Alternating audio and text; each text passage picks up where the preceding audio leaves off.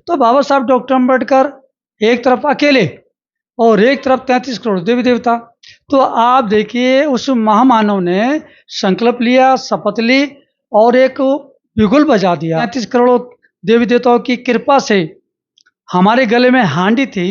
बाबा साहब डॉक्टर अम्बेडकर शिक्षा के माध्यम से हमारे गले की हांडी हटा करके टाई के अधिकार लेके आए थे।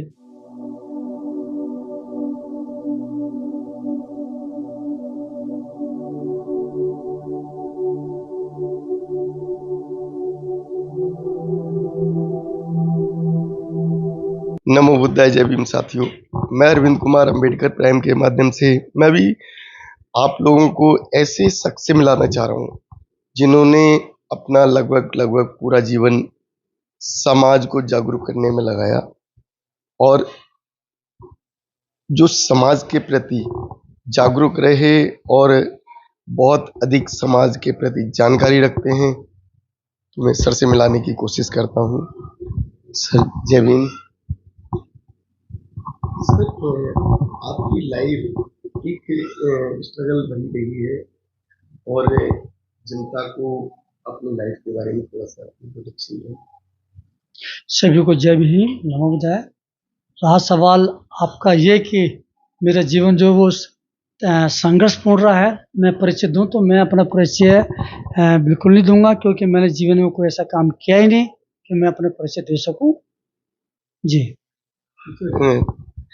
आप जो है अभी जो 24 सितंबर की डेट हमारे देशवासियों के लिए एक महत्वपूर्ण तिथि मानी जाती है और हमारे देश में उस तिथि को महत्वपूर्ण इसलिए माना जाता है, उस तिथि के आधार पर बहुत अधिक बदलाव करने की कोशिश की गई। तो उस तिथि है क्या? नहीं, एक्चुअली जहाँ तक सवाल होता है कि 24 सितंबर 1932 का एक ऑल वर्ल्ड दुनिया में सबसे महत्वपूर्ण एक विषय रहा है।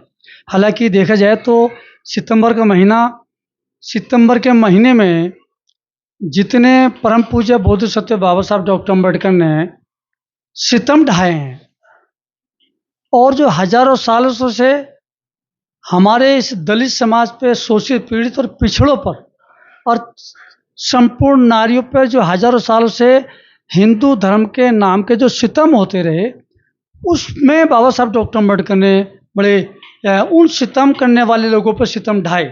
अर्थात कहने का तात्पर्य मेरा ये कि 23 सितंबर 1917 को बाबा साहब डॉक्टर अम्बेडकर ने आपके बड़ौदा गुजरात स्टेट में सबसे पहले एक शपथ ली थी, एक संकल्प किया था जिसको दुनिया जानती है भीम संकल्प के नाम पर। तो बाबा साहब डॉक्टर अम्बेडकर ने वहाँ पे रोते हुए एक संकल्प, एक अपने आप से वादा प्रॉमिस किया था कि यदि मैं अपने समाज के छिने हुए हक अधिकार वापस ना दिला सका तो मैं सुसाइड कर लूँगा। तो दोस्तों, ये अकेले बाबा साहब डॉक्टर अम्बेडकर ने एक संकल्प लिया। और आपको बता दूं कि हजारों साल से राम राज्य था।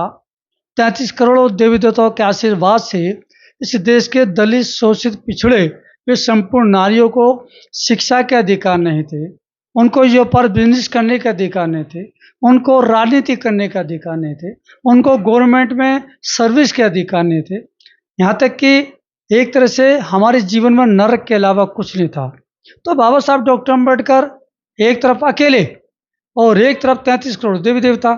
तो आप देखिए उस महामानव ने संकल्प लिया, शपथ ली और एक बिगुल बजा दिया, जिसका रिजल्ट 24 सितंबर 1932 को बाबा साहब डॉक्टर अम्बेडकर इंग्लैंड की पार्लियामेंट से अधिकार लेके आए थे। और इंग्लैंड के पार्लियामेंट के उस समय के जो प्रधानमंत्री थे मिस्टर जेम्स मैकडॉनल्ड, वहाँ से हमारे समाज के लिए राइट्स, अधिकार लेके आए थे।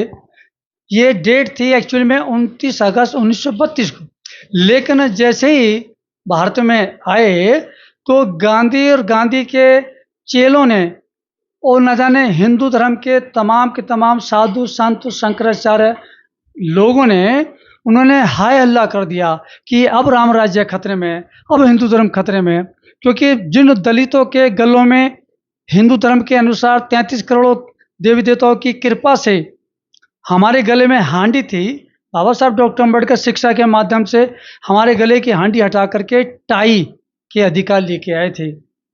तो इन तमाम अधिकारों के बावजूद गांधी ने भूख हड़ताल शुरू कर दी और गांधी ने इंग्लैंड के प्रधानमंत्री को एक लेटर डाला कि यदि आपने ये अधिकार वापस नहीं लिए, जिसमें से विशेषकर बाबा साहब डॉक्टर अम्बेडकर 2 वोटों के राइट्स भी लेके आए थे, लेकिन गांधी ने भूख हड़ताल शुरू कर दी। और चूंकि वो अंग्रेजों का शासन था, अंग्रेजों का आदेश था, तो गांधी को पकड़ के जेल में डाल दिया। आपके महाराष्ट्र में एक डिस्ट्रिक्ट है पूना, पुणे की जेल में डाल के बंद कर दिया। लेकिन गांधी भूख हड़ताल पे बैठ गया। इधर बाबा साहब डॉक्टर अम्बेडकर को दुनिया भर की जान से मारने की चेतावनी मिलती रही, उनको धमकी मिलती रही कि यदि डॉक्टर अम्बेडकर आपने ये सारे राइट्स यदि नहीं कैंसिल किए तो गांधी भूख हड़ताल पे बैठ जाएंगे और गांधी मरेगा तो समझ लो हम आप लोगों को जयपुर जनता नहीं छोड़ेंगे। वही चलता रहा। गांधी 20 सितंबर 1932 को जेल में डाल दिया गया, भूख हड़ताल शुरू कर दी। 20 से लेकर 24 सितंबर यानी 4 दिन तक पूरे देश में हाहाकार मचा। हमारे दलित शोषित पीड़ित कमजोरों पे मतलब मकानों में आग लगानी शुरू कर दी, हत्याएं शुरू कर दी। तो बाबा साहब डॉक्टर अम्बेडकर सोचने के लिए मजबूर हुए कि जिस वर्ग के लिए मैं अधिकार लेकर के आया हूं, यदि गांधी मर गया तो गांधी के अवैध संतान, गांधी के मानने वाले लोग मेरे समाज के लोग जिंदा नहीं छोड़ेंगे। इसलिए बाबा साहब डॉक्टर अम्बेडकर कुछ मजबूर हुए, लेकिन गांधी की पत्नी कस्तूरबाई गांधी रोते हुए और बाबा साहब के चरणों में गिर के अपना पल्लू रख करके और हाथ जोड़ के रोते हुए बोली कि बाबा साहब डॉक्टर अम्बेडकर आप बहुत महान हैं, मेरे पति के प्राण बख्श दो। इसलिए बाबा साहब डॉक्टर अम्बेडकर ने 2 वोटों का राइट्स कैंसिल करके फिर 1 वोट पर ही ये समझौता हुआ। इसको बोलते हैं, इसको पूरा वर्ल्ड जानता है।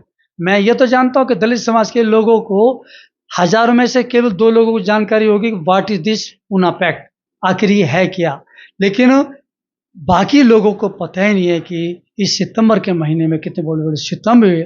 तो मेरा कहने का तात्पर्य कि 24 सितंबर 1932 को परम पूज्य बोध सत्व बाबा साहब डॉक्टर अम्बेडकर ने जो 4 बच्चे खो करके हम सबकी पत्नी मातरमा बाई जी को खो करने के बावजूद हम लोगों को जो अधिकार दिलवाए, तो 1932 के बाद से इस देश के संपूर्ण दलित शोषित पीड़ित लोगों को शिक्षा के अधिकार, आरक्षण के बल पर नौकरी के अधिकार, अर्थात मैं कह दूं डॉक्टर, इंजीनियर, वकील, जज, मजिस्ट्रेट, आईपीसीएस जो बने हैं। लेकिन एक वर्ग बहुत निकम्मा है, नमक हराम भी मैं कह सकता हूं, वो है हमारे समाज के नेता। जो नेता बाबा साहब डॉक्टर अम्बेडकर के दया पर पलते हैं, विधानसभा पहुंचते हैं, लोकसभा पहुंचते हैं, मंत्री संतरी बनते हैं, मुख्यमंत्री और राष्ट्रपति तक बन जाते हैं, उन लोगों को बाबा साहब डॉक्टर अम्बेडकर ने ये अधिकार इसलिए दिलवाए थे कि आप पार्लियामेंट में, विधानसभा में दहाड़ें, अपने हक अधिकारों के लिए आप संघर्ष करें। लेकिन आज आप देख रहे होंगे इन निकम्मों की वजह से ही संविधान पर डांका डाल रहे हैं और ये नेता चाटुखोर कुत्ते की तरह केवल पूंछ हिला रहे हैं विधानसभा और लोकसभा में बैठ करके। तो इसीलिए 24 सितंबर 1932 को बहुत बड़ा इस देश में बदलाव आया। आज यदि मैं कह दूं कि दलितों के चेहरों पे, महिलाओं के चेहरे पर, दलित शोषित पीढ़ियों के चेहरे पे यदि मुस्कान आई है, तो ये सब त्याग परम पूज्य बोध सत्य बाबा साहब डॉक्टर अम्बेडकर की बदौलत ही है। इसको ही पूना पैक्ट के नाम से कहा जाता है। इसका सर विरोध करने वाले कौन कौन से लोग थे? सबसे पहले मिस्टर गांधी रहे। गांधी के बाद बहुत सारे कांग्रेस के नेता भी रहे, जिसमें लाला लाजपत राय मुख्य रूप से भी रहा है। उसके अलावा और ना जाने कितने हिंदू धर्म के जितने भी ठेकेदार, साधु संत, शंकराचार्य हैं। लेकिन इन सब का जो कुख्यात लीडर था वो मोहनदास करमचंद गांधी रहा है। लेकिन मैं आपको बता दूं कि मैं एक संसार का सबसे ज़्यादा महामानव, मेरा प्रेरणा का स्रोत मेरे पूजनीय, मेरे आदर्शनीय आपके महाराष्ट्र से ही चल के आए नाथूराम गोडसे, मैं उनको बहुत बहुत धन्यवाद देना चाहूँगा। उनको ज़िंदगी भर भूलूंगा नहीं।